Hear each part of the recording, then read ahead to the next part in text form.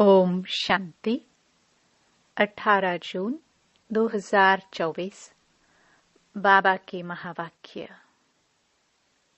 मीठे बच्चे, अवगुणों को निकालने का पूरा पुरुषार्थ करो। जिस गुण की कमी है उसका पोता मेल रखो। गुणों का दान करो तो गुणवान बन जाएंगे। प्रश्न: गुणवान बनने के लिए कौन सी पहली श्रीमत मिली हुई है? उत्तर: मीठे बच्चे, गुणवान बनना है तो पहले किसी की भी देह को मत देखो, अपने को आत्मा समझो। एक बाप से सुनो, एक बाप को देखो। मनुष्य मत को नहीं देखो। दूसरा, देह अभिमान के वश ऐसी कोई एक्टिविटी न हो जिससे बाप का व ब्राह्मण कुल का नाम बदनाम हो।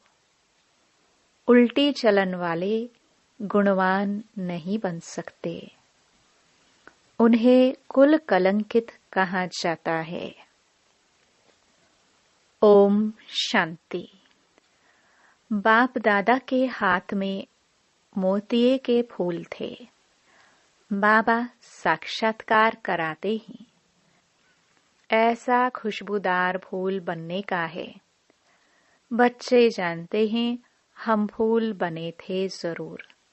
गुलाब के फूल, मोतिये के फूल भी बने थे अथवा हीरे भी बने थे, अब फिर बन रहे हैं। यह है सच्चे, आगे तो थे झूठे। झूठ ही झूठ, सच की रत्ती भी नहीं। अभी तुम सच्चे बनते हो तो फिर सच्चे में सब गुण भी चाहिए। जितने जिसमें गुण हैं उतना औरों को भी दान दे, आप समान बना सकते हैं। इसलिए बाप बच्चों को कहते रहते हैं, बच्चे पोता मेल रखो अपने गुणों का। हमारे में कोई अवगुण तो नहीं है। दैवी गुणों में क्या कमी है? रात को रोज अपना पोता मेल निकालो। दुनिया के मनुष्यों की तो बात ही अलग है। तुम अभी मनुष्य तो नहीं हो ना, तुम हो ब्राह्मण। भल मनुष्य तो सब मनुष्य ही हैं, परंतु हर एक के गुणों में चलन में फर्क पड़ता है। माया के राज्य में भी कोई कोई मनुष्य बहुत अच्छे गुणवान होते हैं, परंतु बाप को नहीं जानते। बड़े रिलीजियस माइंडेड, नरम दिल होते हैं।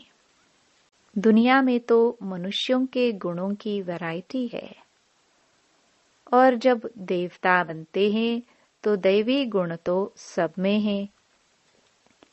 बाकी पढ़ाई के कारण मर्तबे कम हो पड़ते हैं। एक तो पढ़ना है, दूसरा अवगुणों को निकालना है। यह तो बच्चे जानते हैं हम सारी दुनिया से न्यारे हैं। यहाँ यह जैसे एक ही ब्राह्मण कुल बैठा हुआ है। शूद्र कुल में है मनुष्य मत, ब्राह्मण कुल में है ईश्वरीय मत। पहले पहले तुमको बाप का परिचय देना है। तुम बताते हो, फलाना आर्ग्यू करते हैं। बाबा ने समझाया था, लिख दो हम ब्राह्मण अथवा बीके हैं ईश्वरीय मत पर, तो समझ जाएंगे इनसे ऊंचा तो कोई है नहीं। ऊंचते ऊंच है भगवान, तो हम उनके बच्चे भी उनकी मत पर हैं। मनुष्य मत पर हम चलते नहीं, ईश्वरीय मत पर चल हम देवता बनते हैं। मनुष्य मत बिल्कुल छोड़ दी है, फिर तुमसे कोई आर्ग्यू कर ना सके। कोई कहे, यह कहाँ से सुना, किसने सिखाया है? तुम कहेंगे हम हैं ईश्वरीय मत पर, प्रेरणा की बात नहीं। बेहद के बाप ईश्वर से हम समझे हुए हैं। बोलो, भक्ति मार्ग के शास्त्र पर तो हम बहुत समय चले, अब हमको मिली है ईश्वरीय मत। तुम बच्चों को बाप की ही महिमा करनी है। पहले पहले बुद्धि में बिठाना है, हम ईश्वरीय मत पर हैं। मनुष्य मत पर हम चलते नहीं, सुनते नहीं। ईश्वर ने कहा है, hear no evil, see no evil. मनुष्य मत। आत्मा को देखो, शरीर को नहीं देखो। यह तो पतित शरीर है, इनको क्या देखने का है? इन आंखों से यह नहीं देखो। यह शरीर तो पतित का पतित ही है। यहाँ के यह शरीर तो सुधरने नहीं है और ही पुराने होने हैं। दिन प्रतिदिन सुधरती है आत्मा। आत्मा ही अविनाशी है। इसलिए बाप कहते हैं, सी नो इवल। शरीर को भी नहीं देखना है। देह सहित देह के जो भी संबंध हैं, उनको भूल जाना है। आत्मा को देखो। एक परमात्मा बाप से सुनो। इसमें ही मेहनत है। तुम फील करते हो यह बड़ी सब्जेक्ट है। जो होशियार होंगे उनको पद भी इतना ऊंच मिलेगा। सेकंड में जीवन मुक्ति मिल सकती है, परंतु अगर पूरा पुरुषार्थ नहीं किया तो फिर सजाएं भी बहुत खानी पड़ेगी। तुम बच्चे अंधों की लाठी बनते हो बाप का परिचय देने के लिए। आत्मा को देखा नहीं जाता, जाना जाता है। आत्मा कितनी छोटी है। इस आकाश तत्व में देखो, मनुष्य कितनी जगह लेते हैं। मनुष्य तो आते जाते रहते हैं ना। आत्मा कहाँ आती जाती है क्या? आत्मा की कितनी छोटी सी जगह होगी। विचार की बात है। आत्माओं का झुंड होगा। शरीर के भेंट में आत्मा कितनी छोटी है। वह कितनी थोड़ी जगह लेगी। तुमको तो रहने के लिए बहुत जगह चाहिए। अभी तुम बच्चे विशाल बुद्धि बने हो। बाप नई बातें समझाते हैं, नई दुनिया के लिए, और फिर बताने वाला भी नया है। मनुष्य तो सबसे रहम मांगते रहते हैं।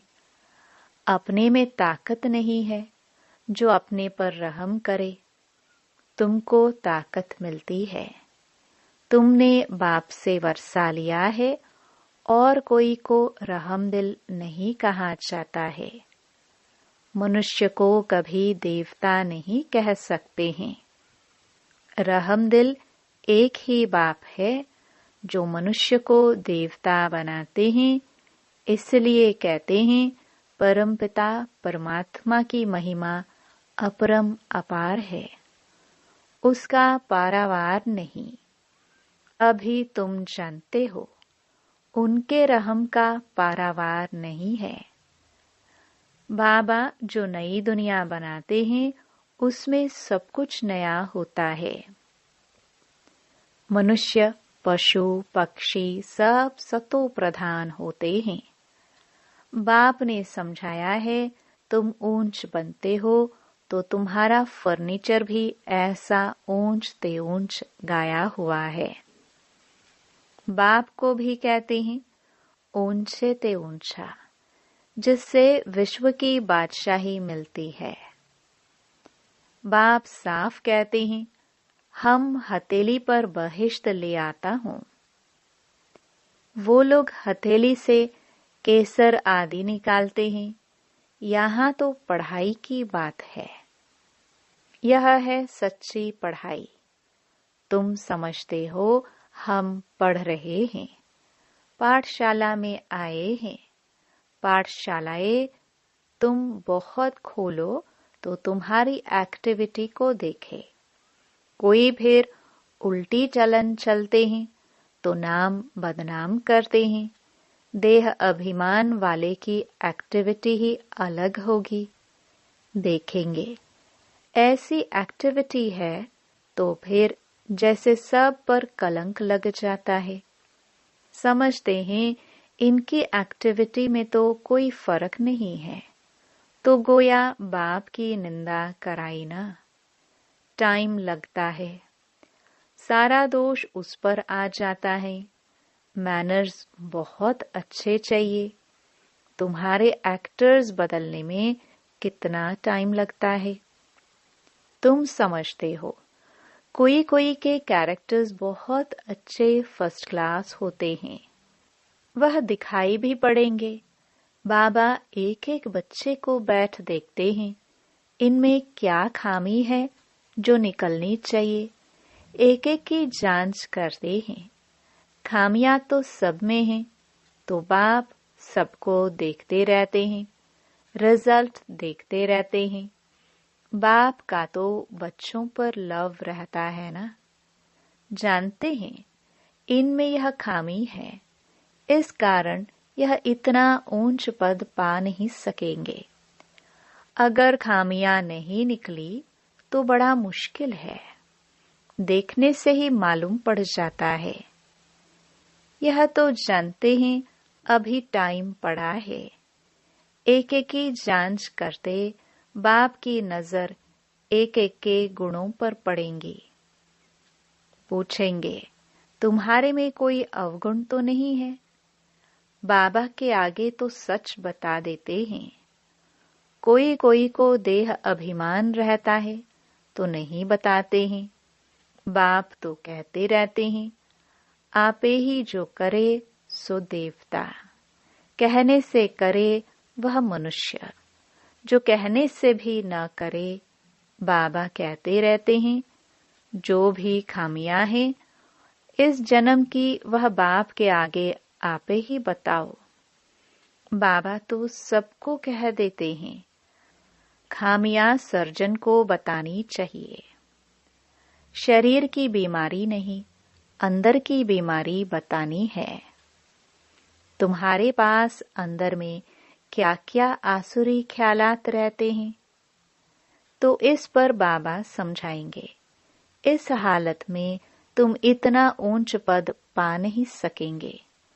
जब तक अवगुण निकले, अवगुण बहुत निंदा कराते हैं।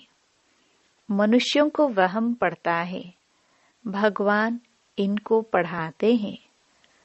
भगवान तो नाम रूप से न्यारा है, सर्वव्यापी है, वह कैसे इनको पढ़ाएंगे। इनकी चलन तो कैसी है। यह तो बाप जानते हैं तुम्हारे गुण कैसे फर्स्ट क्लास होने चाहिए। अवगुण छिपा देंगे तो कोई को इतना तीर नहीं लगेगा। इसलिए जितना हो सके अपने में अवगुण जो है उनको निकालते जाओ। नोट करो हमारे में यह खामी है, तो दिल अंदर में खाएगी। घाटा पड़ता है तो दिल खाती है। व्यापारी लोग अपना खाता रोज निकालते हैं। आज कितना फायदा हुआ रोज का खाता देखते हैं। यह बाप भी कहते हैं रोज अपनी चाल देखो, नहीं तो अपना नुकसान कर देंगे। बाप की पथ इज्जत गवा देंगे। गुरु की निंदा कराने वाले ठौर न पाए। देह अभिमानी ठौर नहीं पा सकेंगे। देही अभिमानी अच्छी ठौर पाएंगे। देही अभिमानी बनने के लिए ही सब पुरुषार्थ करते हैं। दिन प्रतिदिन सुधरते जाते हैं।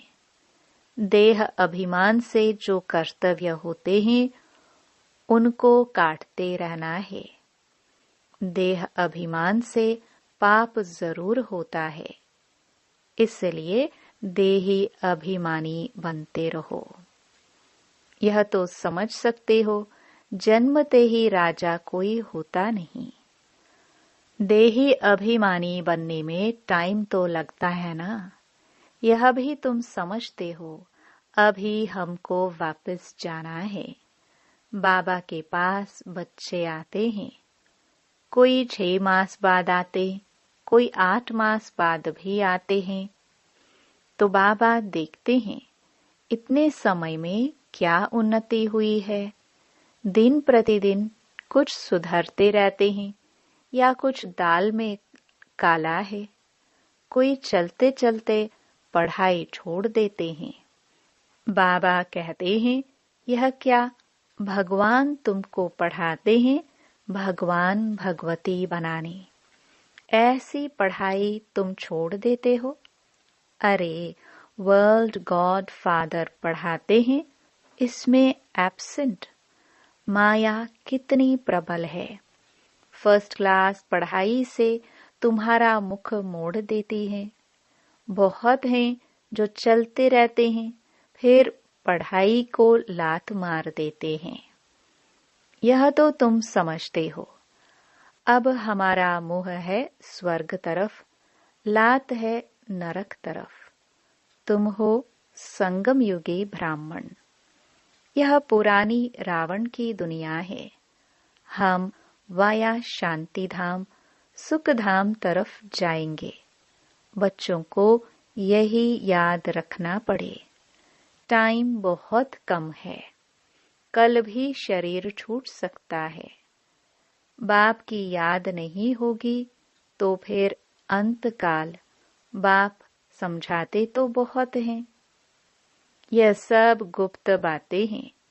नॉलेज भी गुप्त है। यह भी जानते हैं, कल्प पहले जिसने जितना पुरुषार्थ किया है वही कर रहे हैं। ड्रामानुसार बाप भी कल्प पहले मुआफिक समझाते रहते हैं। इसमें फर्क नहीं पड़ सकता है। बाप को याद करते रहो तो तुम्हारे विकर्म विनाश होते जाए। सजा नहीं खानी चाहिए। बाप के सामने सजाए बैठ खाएंगे तो बाप क्या कहेंगे। तुमने साक्षात्कार भी किए हैं, उस समय माफ नहीं कर सकते। इन द्वारा बाप पढ़ाते हैं तो इनका ही साक्षात्कार होगा। इन द्वारा वहां भी समझाते रहेंगे। तुमने यह किया, फिर उस समय बहुत रोएंगे, चिल्लाएंगे, अफसोस भी करेंगे। बिगर साक्षात्कार सजा दे ना सके। कहेंगे तुमको इतना पढ़ाते थे, फिर ऐसे ऐसे काम किए। तुम भी समझते हो, रावण की मत पर हमने कितने पाप किए हैं। पूज्य से पुजारी बन पड़े हैं। बाप को सर्वव्यापी कहते आए। यह तो पहले नंबर की इंसल्ट है। इसका हिसाब किताब ही बहुत है। बाप उल्हाना देते हैं। तुमने अपने को कैसे चमाट मारी है। भारतवासी ही कितना गिरे हैं। बाप आकर समझाते हैं, अभी तुमको कितनी समझ मिली है। सो भी नंबरवार समझाते हैं ड्रामा अनुसार। आगे भी ऐसे ही इस समय तक के क्लास की यह रिजल्ट थी। बाप बताएंगे तो सही ना। तो बच्चे अपनी उन्नति करते रहे। माया ऐसी है जो देही अभिमानी रहने नहीं देती है। यही बड़ी सब्जेक्ट है। अपने को आत्मा समझ बाप को याद करो तो पाप भस्म हो जाए। अच्छा, मीठे मीठे सिखिलदे बच्चों प्रति माता पिता बाप दादा का याद प्यार और गुड मॉर्निंग। रूहानी बाप की रूहानी बच्चों को नमस्ते। धारणा के लिए मुख्य सार। पहला, देह अभिमान में आने से पाप जरूर होते हैं।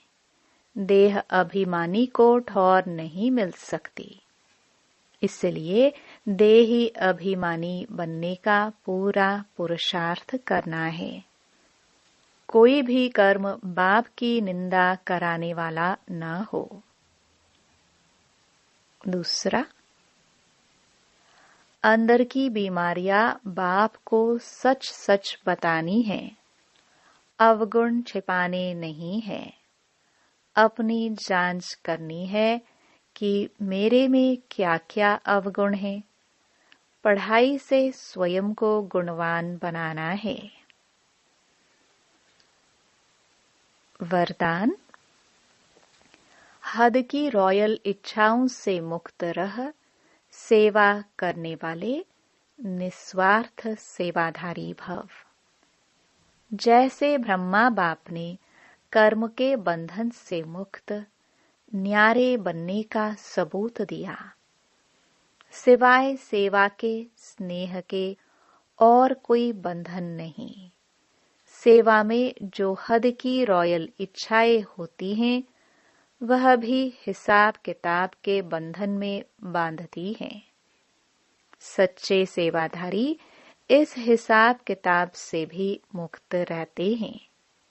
जैसे देह का बंधन देह के संबंध का बंधन है, ऐसे सेवा में स्वार्थ यह भी बंधन है। इस बंधन से व रॉयल हिसाब किताब से भी मुक्त निस्वार्थ सेवाधारी बनो। स्लोगन, वायदों को फाइल में नहीं रखो, फाइनल बनकर दिखाओ। ओम शांति।